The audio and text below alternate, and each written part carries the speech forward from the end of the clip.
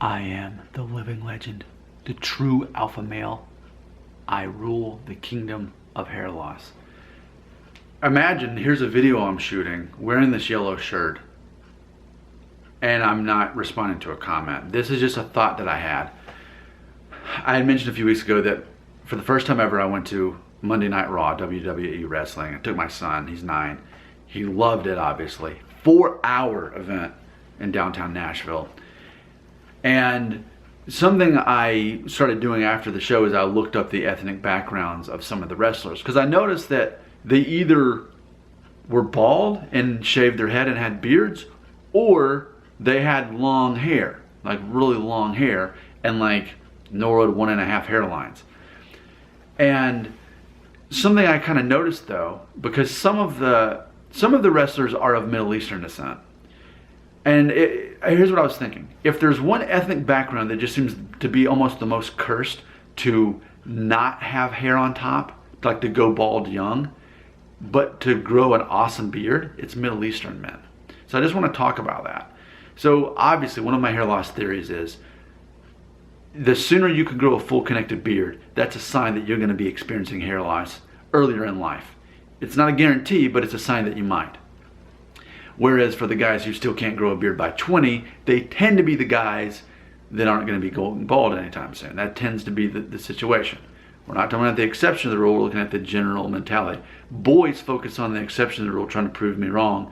Men get it that, okay, well, if we were doing a study on this, we'd want to look at most of the time what's true. And that is most of the time true. That's why we notice, it's almost like a cliche. It's almost a cliche. If you see a guy who's bald, you tend to see a guy with a big beard. He said, well, if I can't grow hair here, I'll grow here. You know, that's the thing, and it's especially cool these days, right? That's the thing. But I feel, and it's funny because even with Middle Eastern men, who many of which are Muslim, you'll see that they have beards.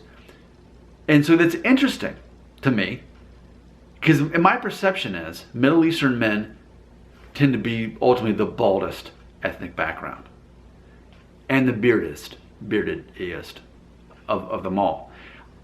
Possibly Indian men might be a close second, like if you're from India, but I would say Middle East, Iran, Iraq, Turkey, you know, these countries where the men tend, like where the default religion is Islam, is what I'm saying. It could be a coincidence, but that's what I'm perceiving.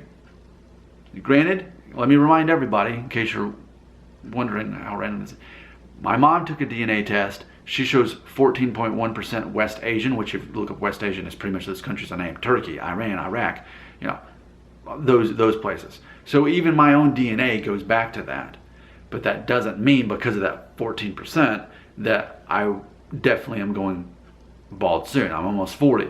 And yes, I can grow as epic as a beard as anybody else could if I wanted to. I only grew out 2 months and I stopped a couple months ago.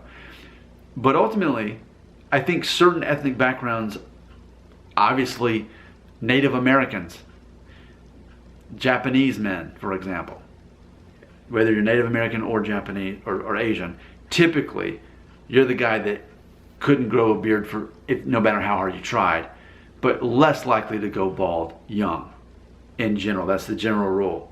But the general rule for Middle Eastern men does seem to be the opposite. It does seem to be that you're going to have no trouble growing a beard, but good luck on keeping a full head of hair. And specifically with Middle Eastern men, this is what I've noticed, that it doesn't necessarily go in line with the Norwood chart.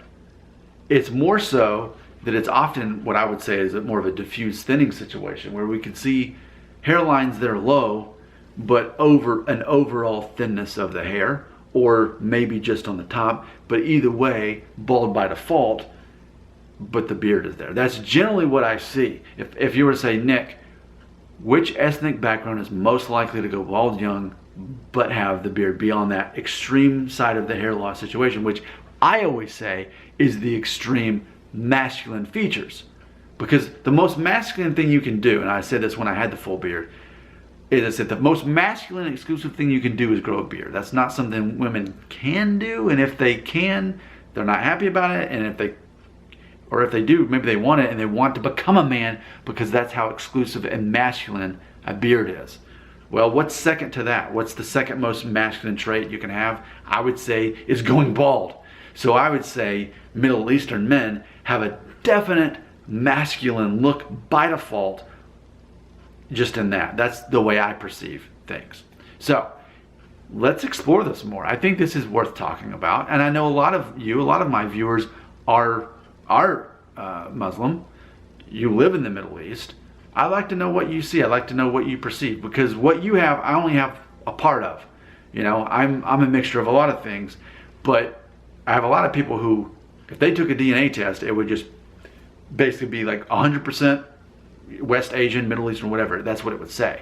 For me, mine showed up a little, but my mom's test really kind of put that in perspective. So let's talk more about this in the comment section right here.